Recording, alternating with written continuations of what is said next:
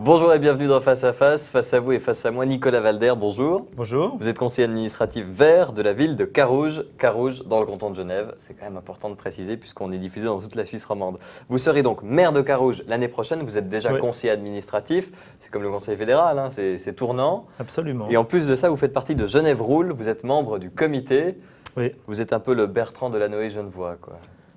J'aurais voulu l'être. Malheureusement, ça va moins vite à Genève qu'à Paris, donc le vélo libre service n'est pas encore en place. Ouais. Mais Genève Roule, on est quasiment dans le vélo libre service, hein. Rappelez-nous le but de Genève Roule. Donc le but de Genève Roule est double, c'est le prêt de vélo gratuit, location de vélo à bas prix, mais également l'insertion sociale et l'insertion des requérants d'asile aussi. D'accord. Et donc le but ultime, c'est le Vélib, c'est ça?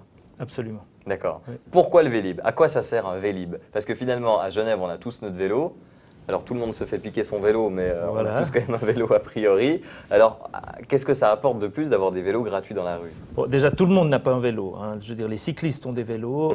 Beaucoup de gens ont leur vélo dans la cave qui n'est plus utilisé depuis longtemps. Et puis, il y a toute une partie de la population et les visiteurs qui n'ont pas de vélo. Donc ça permet effectivement à ceux, tout d'un coup, il y a un rayon de soleil, à ceux qui n'ont pas envie de prendre le bus mais prennent le vélo, de prendre un vélo, de le redéposer à un autre endroit. Le fait qu'il soit à disposition les rend utilisables facilement. Et puis, ça permet aussi les courtes distances. Donc, ça vient en complément du réseau de transport public. Oui, mais vous l'avez dit, le vélo, il est dans la cave. S'il est dans la cave, c'est pas uniquement parce qu'on a la flemme de descendre les 3 marches pour aller dans la cave, c'est quand on le sort et qu'on va dans la rue, c'est pas très pratique. Alors du coup, la question, ce serait de se dire, est-ce qu'il n'y a pas une étape avant la création de vélos libre-service? Ce serait simplement de prévoir les vélos dans la ville de Genève. Alors il faudrait prévoir les infrastructures, vous avez totalement raison, mais le problème, évidemment, tant qu'il n'y a pas la demande de cyclistes, on ne justifie pas les investissements pour les pistes cyclables. Donc aujourd'hui, l'idée du vélo en libre service et du Vélib, comme on l'a vu à Paris, c'est le fait que beaucoup de gens les utilisent, qui a justifié les investissements ensuite pour des pistes cyclables et des bandes cyclables en site propre. Et donc l'idée est aussi de pousser le vélo à Genève. À Genève, on est entre 5 et 8 à 10% maximum d'utilisateurs vélo. On est dans certaines villes nordiques à plus de 30%. Donc à un moment donné, on doit se poser la question, qu'est-ce qui est le frein finalement au développement du vélo? Aujourd'hui, c'est clairement la sécurité et c'est clairement aussi le fait qu'il n'y a pas vraiment de promotion pour ce mode de transport. Donc ça donnerait vraiment une poussée de ce mode de transport. Enfin, on l'espère et on y croit. Et d'ailleurs, le canton aujourd'hui a un projet qui, je l'espère, verra le jour en 2013 ou au plus tard en 2014. Ouais. Alors, vous êtes carougeois, et c'est vrai qu'à Carouge, quand on se balade en vélo, moi j'ai eu l'occasion de me balader en vélo à Genève, c'est un peu la pause de répit, c'est Carouge. Ça va pas trop mal, hein. Il y a des belles pistes cyclables, il y a de la place, il y a une vieille ville qui n'est pas trop fréquentée par les voitures, ça va encore Carouge, non? Alors, Vous n'avez pas l'air pleinement satisfait. Non, Carouge est très fréquenté par les voitures, hein. Ce qu'il faut savoir, c'est que... Et d'ailleurs, on est en train de changer le système de parquage, par exemple, parce que Carouge était devenu le grand parking du canton. La seule zone où Genève les est le grand parkings étaient parking, oui, d'accord. Mais c'est vrai que dans tout Genève et Carouge y compris, il y a un problème de trop de voitures. Et c'est pas qu'il faut interdire les voitures, c'est qu'il faut vraiment inciter les gens à utiliser d'autres modes de transport. Pour ça, il faut sécuriser les pistes cyclables, élargir les trottoirs aussi, car certains endroits sont très difficiles d'accès à pied ou à pied avec des poussettes et autres. Donc vraiment, on fait tout un travail pour rendre la mobilité douce, mais aussi les transports publics. On pose en ce moment des abribus un peu partout. Donc rendre aussi plus facile et plus agréable et plus confortable le transport public pour inciter les gens à laisser leur voiture au moins de temps en temps pour prendre d'autres modes de transport. Mais donc vous n'avez pas l'impression que Carouge est beaucoup mieux que le reste de la ville de Genève? Non, non, pas encore aujourd'hui, mais ça va le devenir. D'accord. Non, il y a tout un travail à faire. Le vieux Carouge, comme la vieille ville de Genève d'ailleurs, devrait de plus en plus se piétoniser. C'est dans l'ordre des choses. Il n'y a pas les espaces, il n'y a pas les gabarits de route pour supporter toutes les voitures. Donc à un moment donné, il y a un changement à opérer, mais on essaie d'opérer ce changement de manière plus consensuelle peut-être que dans d'autres endroits où il y a des confrontations entre différents modes de transport. Et on essaie vraiment d'inciter beaucoup plus. Voilà.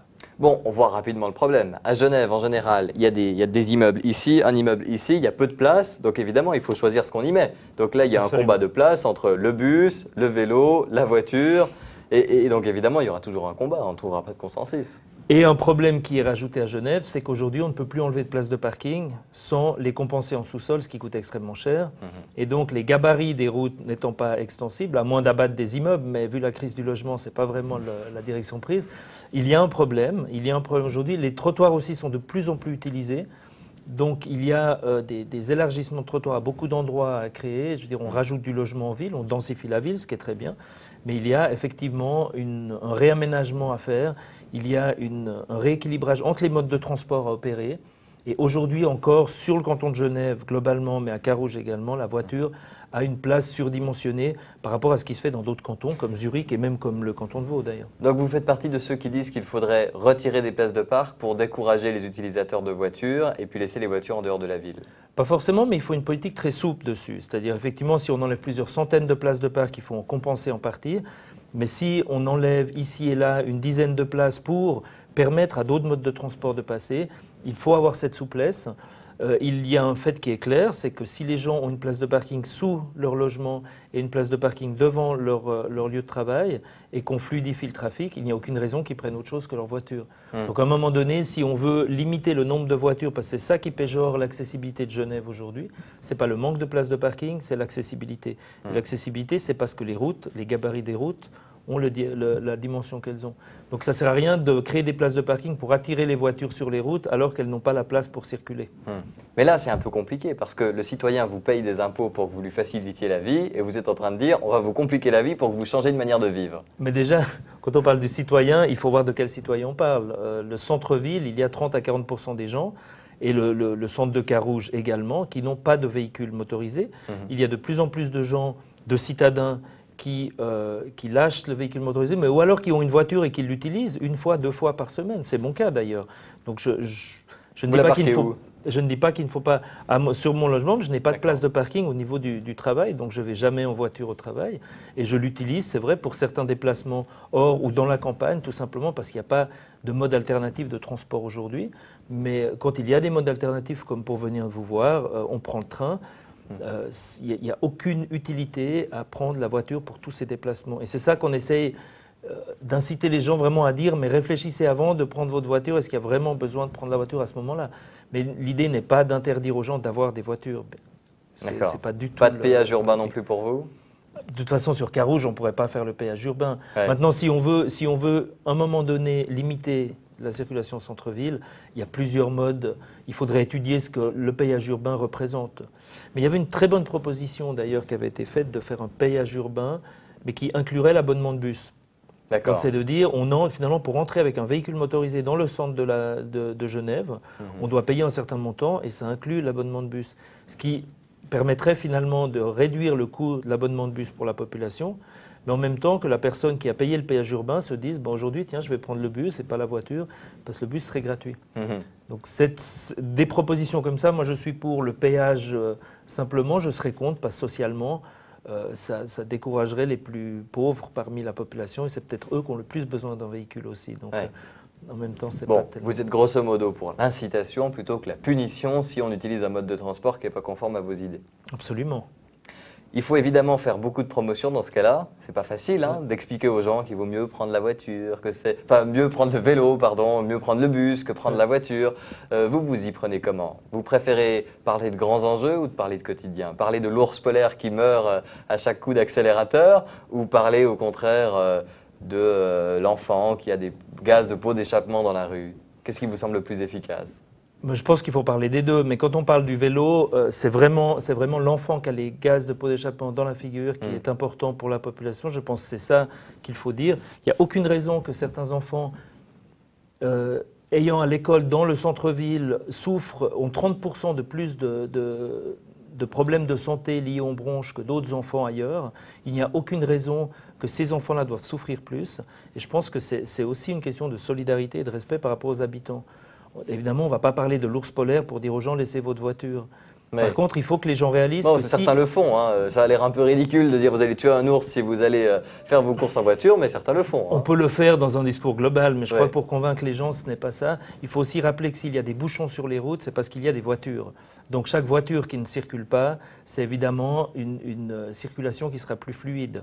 Il ne faut pas interdire, mais il faut quand même rappeler aux gens que les bouchons, ce n'est pas la volonté ni des Verts ni du gouvernement, mais c'est parce qu'il y a beaucoup trop de gens qui prennent leur voiture pour tout et pour rien. Ouais. Donc à un moment donné, on sait que pendant les vacances, 10% de moins de circulation, 10% de moins d'habitants.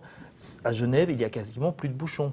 Donc on n'est pas de dire de réduire de 50%, mais rien que si on réduit de 10% la circulation sur les routes, on résout pratiquement tous les problèmes. Si on réduit de 10%, on voudrait réduire de plus, non? Non, mais aujourd'hui, c'est vraiment une question il y a un problème de mobilité aussi. Hormis les problèmes écologiques, il y a le problème de mobilité. Et je pense que chacun doit prendre sur soi, ce n'est pas une liberté fondamentale de pouvoir aller n'importe où, n'importe quand, avec n'importe quel moyen de transport. D'ailleurs, les piétons ne peuvent pas prétendre aller sur l'autoroute. Donc à un moment donné, chacun doit avoir conscience des conséquences de ses actes aussi. Nicolas Valder, je voulais vous montrer, pour terminer sur le vélo, parce qu'on a beaucoup parlé du vélo, mais je sais que c'est un sujet qui est un peu passionnel, de se dire, les gens qui ne font leur trajet qu'en voiture, en général ne comptent pas changer et sont effectivement assez passionnés sur ce sujet. Je voulais vous montrer une action qui a eu lieu à Genève, il s'agit d'une critical mass, regardez. Vous pouvez nous expliquer le concept de la critical mass? Alors, la critical mass, c'est un mouvement, donc une coïncidence organisée de cyclistes qui se retrouvent à une heure fixe et à un moment fixe, en l'occurrence tous les derniers vendredis du mois, pour faire ensemble une balade et disputer à l'automobile le monopole qu'elle exerce sur la rue, si on veut résumer ça en 2 ou 3 mots. Et à Genève, ça existe depuis mai 98. Voilà, ça fait donc déjà un certain nombre d'années que ça existe. Une critical mass à Genève. Vous en avez déjà fait une, vous? J'ai participé à une, absolument. C'était une des premières. C'est un peu illégal, ça, non? Critical mass. Alors, c'est pas prend possession comme ça de la route. C'est illégal, ça dépend comment les cyclistes dans la critical mass se comportent. Ceux qui sont de côté dans la bande cyclable ne sont pas alors en position manifestement, illégale. ceux qui sont de côté dans la piste cyclable, c'est pas la majorité. Hein, voilà, mais non, c'est pas illégal. Moi, je trouve très bien, c'est comme il y a des actions à Genève aussi, l'autre salon, des actions un peu alternatives comme ça pour utiliser le deuxième degré. Pendant le salon de l'auto, l'autre salon, il montre effectivement la mobilité douce. Et moi, j'aime beaucoup ce deuxième degré. Je pense qu'à un moment donné, lorsque l'on parle, parce que Genève, on entend beaucoup que finalement la Constitution impose que chacun puisse choisir son mode de transport. Les cyclistes rappellent aussi, et comme les piétons dans d'autres cas, rappellent que les cyclistes eux-mêmes ne peuvent pas aller partout à vélo, qu'il y a des rues où ils n'ont pas le droit d'aller et il y a aussi une sécurité qui n'est pas assurée pour les cyclistes. Donc aujourd'hui, on n'a pas la liberté de choisir son mode de transport. D'ailleurs, la plupart des parents ne laisseraient pas leur enfant aller à vélo à 10 ans ou 12 ans, tout simplement parce qu'il n'y a pas la sécurité. Donc il y a pas à partir du moment où il n'y a pas la sécurité, il n'y a pas la liberté. Donc ça permet aussi de rappeler ça, que les cyclistes, finalement, ne sont pas aussi choyés dans notre République qu'on veut bien vouloir nous le dire. Allez, on arrête sur le vélo, on parle d'autre chose, on parle de football. C'est anecdotique, mais ça m'a fait rire. Vous soutenez Étoile Carouge, bien sûr. Absolument. Vous ne pouvez pas dire le contraire. Vous savez qui soutient aussi Étoile Carouge, plus financièrement? Les 2 sponsors d'Étoile Carouge, vous les connaissez?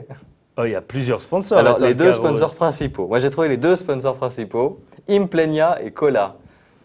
Alors, Implenia, je savais, et Cola, oui. Oui, qui est à peu près la même chose que ces 2 entreprises de bétonnage. Quoi. Voilà. En tant qu'élu vert, ça vous va, ça? Vous soutenez toujours Étoile Carouge? Bien sûr, écoutez, il y a pire comme sponsor. C'est vrai, Shell ne soutient pas Étoile Carouge. Et les Verts ne sont pas contre le développement et la construction. Donc, nous soutenons, et d'ailleurs depuis bientôt 2 ans à Carouge, on soutient à bout de bras plusieurs projets pour des développements et des constructions de logements, parce que c'est un besoin à Genève aussi, donc on n'est pas contre le développement. Mais un développement intelligent, c'est un peu... Voilà, c'est pas le tout bétonnage, quoi. Ouais, voilà. Non, mais c'était pour l'anecdote. Je voulais pas vous chercher sur votre équipe Étoile Carouge. À Genève, Carouge, comment sont vus les Carougeois à Genève? C'est pas forcément une très belle image, non, au centre-ville de Genève, le Carougeois. Ah, au contraire. Je crois que Carouge a extrêmement bonne presse. Alors, le Carougeois, je sais pas, mais Carouge a extrêmement bonne presse à Genève. Ça a toujours été le lieu où on s'amusait, ça a toujours été le lieu où la vie était un peu plus légère.